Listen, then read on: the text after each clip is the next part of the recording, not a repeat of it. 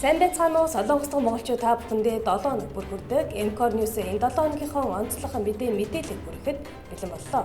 Энэ удаагийн дугаараар Монгол улсын ерөнхийлөгч бүгд найрамдах Солонгос улсын ерөнхийлөгчтэй дээд хэмжээний захин уулзалт хийлээ. Солонгос дахь монголчууд ажил хичээлийн хажуугаар спортоор өргөн хичээлж байна. Ямар их үр нөлөөтэй вэ гэдгийг бол тэгээд байнга л ингээд спорт хөлс гаргаж л байвал надад баг илүү гоё азшаалтай. Лабиан гоо сайхны эмнэлгийн ургацын баярын урамшууллаа зарлаа зэрэг мэдээллийг хүлээн авч үзнэ. Эхний мэдээ хөргий. Монгол улсын ерөнхийлөгч Ухнагийн хүрэлцөөхөө бүгд найрамдах Солонгос улсын ерөнхийлөгч Мун Чжэ-интэй дээд хэмжээний захин уулзалт хийлээ. Өчигдөр буюу 9 сарын 10-ны үдээс хойш бүгд найрамдах Солонгос улсын ерөнхийлөгч Мун Чжэ-ин бүх ордны хурлын танхимаас захин хэлбэрээр Монгол улсын ерөнхийлөгч хүрэлцөөхтэй дээд хэмжээний уулзалт хийлээ. Уулзалтад Солонгосын цагаар 15 цагт эхэлж нийт 1 цагийн турш үргэлжилсэн бөгөөд хоёр орны харилцаа болон COVID-19 үеийн нөхцөл байдлын талаар санал бодлоо солилцжээ. Уулзалт эхлэхэд бүгд найрамдах Солонгос улсын ерөнхийлөгч Мун Чжэ-ин монгол хэлээр сайн байна уу хэмээн мэдчилгээ дэвшүүлсэн байна. Хоёр улсын иж бүрийн түшиглэлийн харилцаанд тулгуурлан улс төр худалдаа, эдийн засаг, соёл, аялал жуулчлал, боловсрол, хүмүүнлэгийн зэрэг өргөн хүрээтэй салбарт болон бүс нутаг олон улсын давтцанд нэгт хамтран ажиллаж ирсэн сэтгэл хангалуун байга илэрхийлж цаашид стратегийн түшиглэлийн төвшөнд шат ахуйд хөгжүүлэхээр тохиролцлоо. Түүнчлэн цаашид хоёр улсын стратегийн түншлийн харилцаанд тулгуурлан улс төр аюулгүй байдлаа худалдаа, хөрөнгө оруулалт, эдийн засаг, боловсрол, шинжлэх ухаан, технологи, байгаль орчин, эрүүл мэнд, соёл, аялал жуулчлал, иргэдийн харилцаа, бүс нутаг, олон улсын давтцанд хамтын ажиллагаа гэсэн 5 тулгуур чиглэлд хамтын ажиллагааг гүнзгийрүүлэн өргөжүүлэхээр болсон байна. Хоёр улсын төрийн тэргүүн нар түүх соёлын хэлхээ холбоо нь хоёр улсын харилцааны хөгжид чухал суурь болж ирснийг санал нэгтээ тэмдэглэж, хоёр улсын ард түмний хоорондын харилцаа ойлголцыг гүнзгийрүүлэхийн тулд соёл иргэдийн солилцоог хөгжүүлэхээр болжээ. Үүнд хоёр улсын урлаг соёлын харилцааг нэмэгдүүлж, аялал жуулчлалын хамтын ажиллагааг дүгнэн, хоёр улсын хооронд иргэд жуулчдын солилцоог нэмэгдүүлэхийн төлөө хамтын ажиллагааг хөгжүүлэхээр болжээ.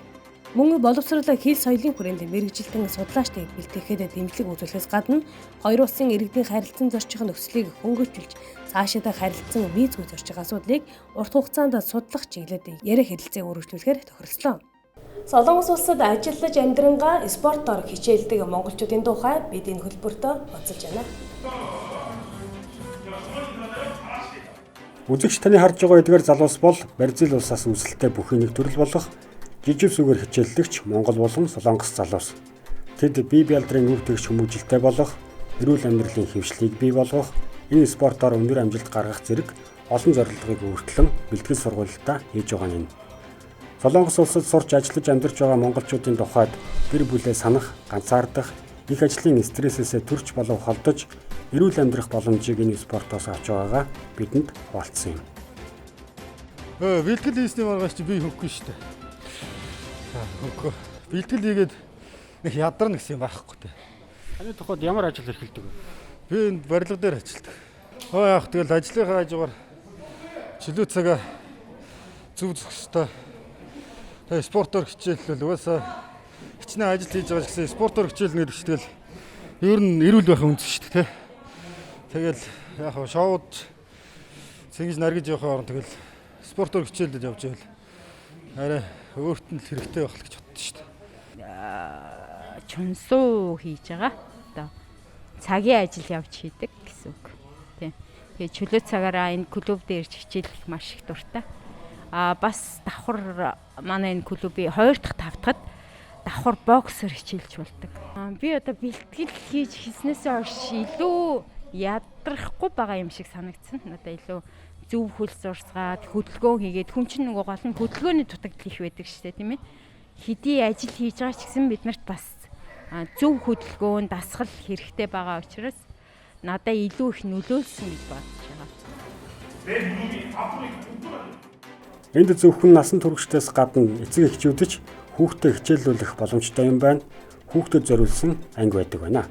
Тус спорт нь хүний биеийн уян хатан чанар, сэтгэн бодох чадвар, хөдөлгөөний эвслийг нэмэгдүүлэхийг Монголын Гаруда MMA клуб болон Монгол улсын Гавьяа тамирчин мөнх зээгийн удирдлага доор сургуулилт хийж байсан Монгол бүсгүй бидэнд онцолсон юм. Мэдээж хүний бие болоод эрүүл мэндэд ямар их үр нөлөөтэй вэ гэдгийг бол тэгээд байнга л ингээд спорт хөлс гаргаж л байвал надад баг илүү гоё янзшаалтай. Тийм мэдрэмж байдаг. Одоо нас харгалзахгүй хичээлэх боломжтой. Тэгээ тэрүүгээрээ бас жоохон онцлог. Бас мэрэгжил хамаагүй ямар ч ажил хийдэг, суугаа ажиллаж хийдэг, ямар ч ажил хийдэг хүмүүс бас энэгээр хичээлэх боломжтой. Тэгэл ерөөсөө нэг тийм гоё нөхрөлийн баг гэр бүл шиг л. Одоо тэрнээс бидрийг нэг гадаад гээл те өгөхгүй ингээд эдгээр чинь бүгд ингээд найзууд нөхдүүд бидний нэг гэр бүл гэсэн үг гээл те энэ чант ч очсон бидрийг бас яг тэгж үлээж авдаг.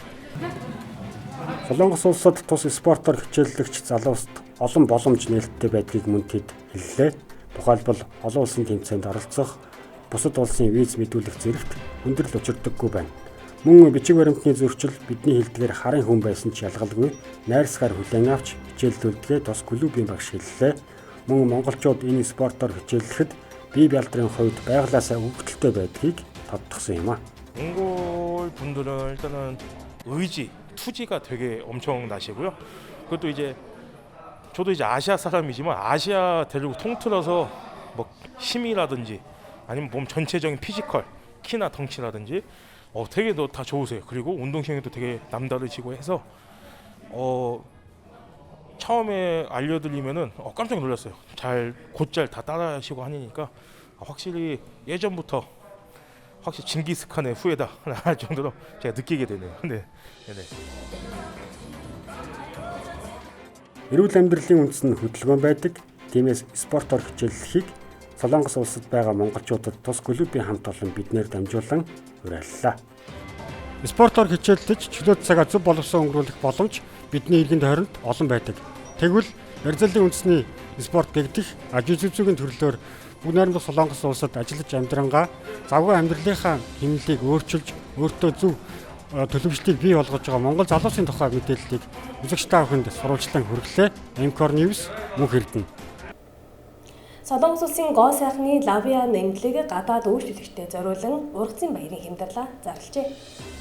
Гоо сайхан судлал гэдэг нь биеийн гадаад хэлбэрт гарах төрөлхийн гажиг болон олдмол өөрчлөлтүүдийн үйл ажиллагаа буюу хэлбэрийг хэвийн байдалтай төстэй болон өөрчлөх гадаад байдлыг судлах шинжлэх ухаан гэж үздэг. Гоо сайхны хагалгаа мэд заслан зөвхөн нүүр царай төдийгүй бүх биеийг хамарсан өргөн хүрээтэй шинжлэх ухаан бөгөөд бидний биеийн байдлыг өөрчилж хувь хүний амьдралын байдлыг ч дэвшлүүлдэг.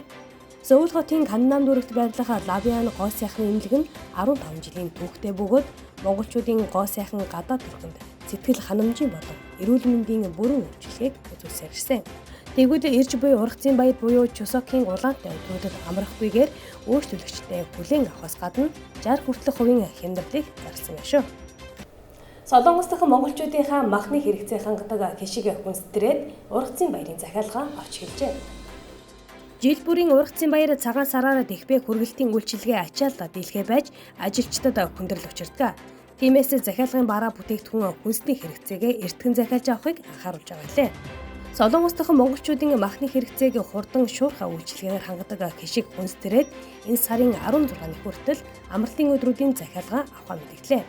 Жосокийн өдрүүд буюу 9 сарын 17-наас 22-ны хүртэл захиалга авахгүй бөгөөд 23-наас эхлэн хэвийн ажиллаж эхлэх гинэ. Тиймээс хүнсний хэрэгцээгээ эртхэн захиалж ая тухтай амралтын өдрүүдэд өнгөрүүлэхийг уриалж байна. Энэ 7 хоногийн онцлог мэдээлэл хүргэлээ. Үзэгч та мэд хэрэгтэй бид мэдээлэл хүргэхдээ Эмкор Ньюс наран гарав.